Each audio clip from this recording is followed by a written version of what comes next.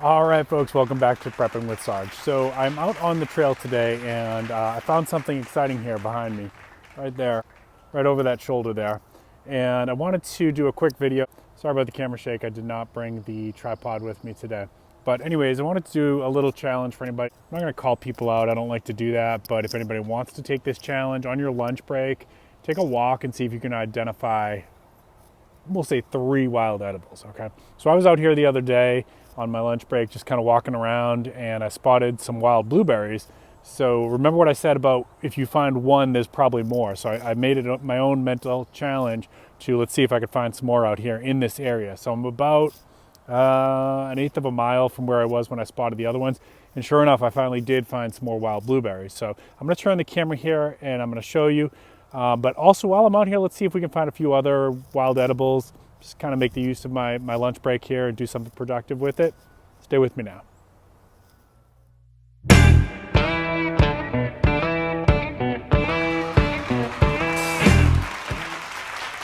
All right, welcome back. So yeah, this is wild blueberry here, and I spotted another one a couple days ago further down the path, and I probably honestly would have walked right past this, but I had my eye open looking for them. And what really caught my eye, and this is the part that I want to show you because this is the easiest way to spot these and identify them, is the little white flowers. So let's see if I can get this clear in the picture for you. There we go.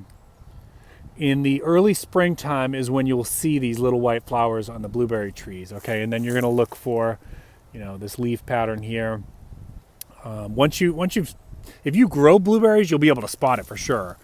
If not, then, you know, it just takes a little bit of work. But they are out there. Wild blueberries are out there. Now, chances are I could come back here in a couple weeks when these blueberries are starting to form, but the birds are probably going to get them before me. It's just kind of a fun little practice to know that they are out here. This is one of my favorite little spots to go for a little walk, and there's so many wild edibles out here. Let's see if we can find a couple more, and I'll show you. All right, so I found another one right behind me here. I actually found a nice little patch of false Hawksbeard, which if you watch my shorts, you probably have seen that before. It's a wonderful little wild edible. There's actually a lot of medicinal uses to it, some of which I kind of want you to research for yourself. I'm almost afraid that if I tell you one of these properties that people are gonna give up their treatment in favor of this, and I'm not for that. I'm a big proponent of modern medicine combined with herbal natural medicines, okay? So I don't always tell you everything there is to know, especially if it's a really serious thing that a plant can be helpful with, because I'm afraid that people are gonna give up their medical treatments and just go to natural. If you're gonna go that route, do your own research. I don't want any accountability if you make a bad mistake on that. You're too important to me. I value all of you, and I care about you. So I'm going to teach you some stuff, but I'm hoping that you're going to get your own books. You know, I always put a list of books in the description here, so you can kind of get on your own prepper library kind of thing and start learning on your own. But I'll teach you a lot of the basics. So let's turn this around. By the way, if you're new to the channel, please consider subscribing. I drop videos twice a week. A lot of times it's topics about wilderness survival, foraging, medicinal plants, gardening for food self-sufficiency, financial survival, anything like prepper related, I typically will talk about. If you are returning, please remember to drop a like, and if you could, please watch the video to the end. My biggest thing I need right now is watch time, so if you're one of my regular viewers and you want to help out the channel, that is the best way you can help me out right now. All right, let's take a look at this patch. All right, so let's get it down in here. That is false Hawksbeard, and you may say, well, Sarge, that looks a lot like dandelion. It is actually, I believe, a close relative of the dandelion, and there's a nice little patch of it here. There's a few of these. So I like to see this. This is actually one of my favorite wild edibles. And like I said, it has some medicinal qualities. You can watch that short if you want. I'll put a link to that in the description. But above and beyond that, I think you should kind of start to grab some of your own books and do a little bit more research, especially if you're interested in some of the stuff that I don't tell you about on my videos.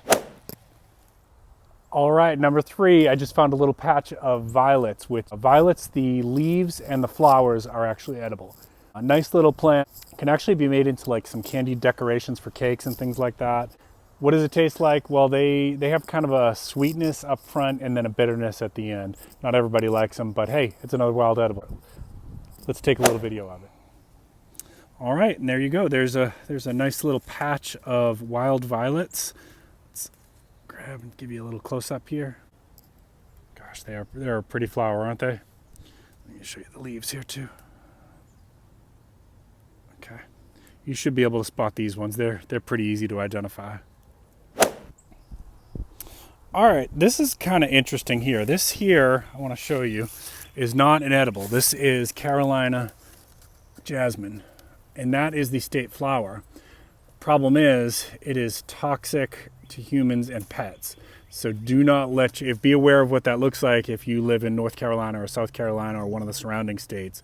Do not let your kids be putting that in their mouth. And if you have it in your yard, honestly, you may even want to, I know it is pretty, probably attracts a lot of pollinators, but if you have pets, maybe you think about, this is one I'm going to take out. What's really interesting here is that this here is dwarf palmetto. Now, I have a short about dwarf palmetto berries, which I don't see any on here right now. I think we're too late in the season, but see this like bare stalk here that comes up? This is where the berries would have been. So they're all gone. Animals probably got them. But that would have been, had the berries been on there, that would have met our criteria. Let's keep looking. Now, you can probably see there's a lot of pine next to me. And this goes by, I have to follow the same rules that I give to you all, which is that if I'm not sure, I don't eat it.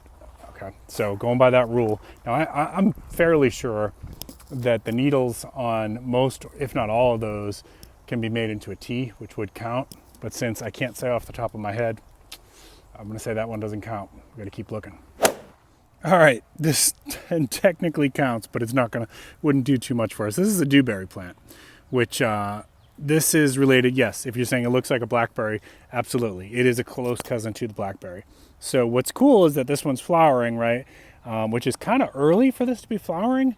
But, you know, if I mark this spot in my GPS or my, phone or whatever, and I come back here in 6 weeks, there should be more of these. There really should, because it is very early for this to be emerging. Now, I have seen a few other of these out here on this trail, but not flowering. So that's just kind of interesting.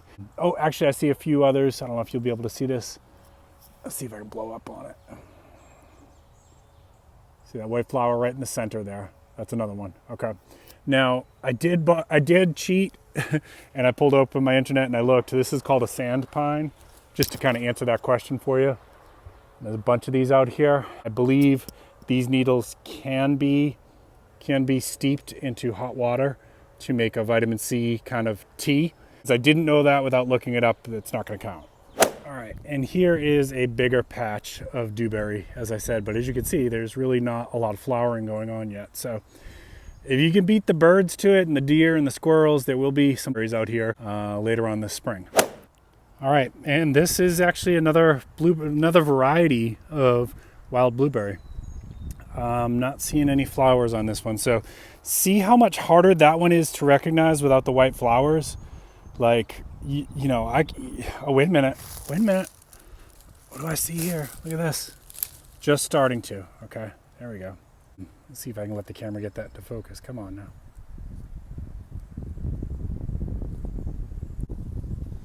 So see how that's just starting to flower? That's interesting. Okay, so because I was looking for those white flowers, I might have spotted this one, but without it, blueberry is kind of tricky. I could walk by this and not really notice it.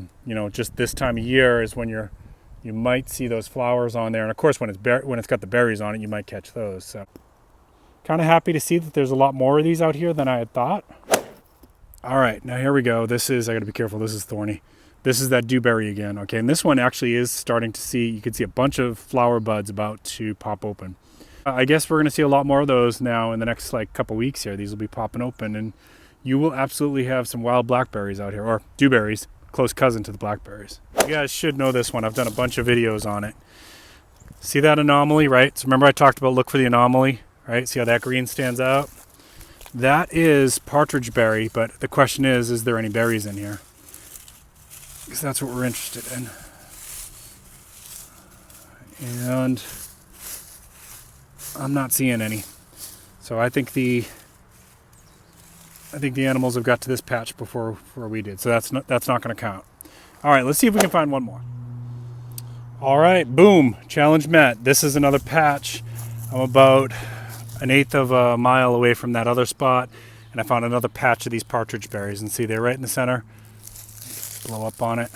There you are. I do have the berries out here, okay? So there you go. That I actually technically could have foraged enough while I was out here to make a meal. Now I didn't do it because on this hiking trail I don't have property rights here, and it is a little bit polluted here. It's not terrible. Like if you wash these off, they'd be okay to eat, really. You know, and I'm also trying to encourage things to propagate out here. So if I came out here and it was every time I walked through was picking all the wild edibles, you know, eventually it would have some kind of an impact, or maybe not. Maybe not, because there's a lot of critters that live out here.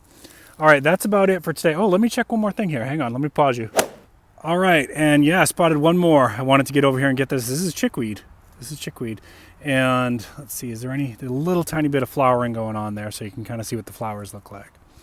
See that there? This is another wild edible. You can eat the leaves and the flowers, and it's recommended to start in small quantities because, oh, there's some more flowers there. Okay, see them right in the center? Start in small quantities because some people have an upset stomach. So this is one of those things, like with all wild edibles, you just don't know when you first try it, especially if you've never eaten that. So you want to start small, eat a little bit, and see how your body reacts to it. But that, my friends, is chickweed. We definitely found enough that we could have made a nice big lunch salad if we wanted to out here. All right, that's going to do it for today. I hope you enjoyed this little lunchtime foraging walk with me. Anyone who's out there who wants to try and take this challenge, just go on your lunch break wherever you have access to, and if it's urban, that's okay too, because there's a lot of edibles out in urban settings too. See what you can find. If you can find 3, let me know, or post up your own video. I'd love to see it. Tag me so I know to go take a look, all right? Keep planting your seeds, keep stacking your silver. This is Prepping with Sarge.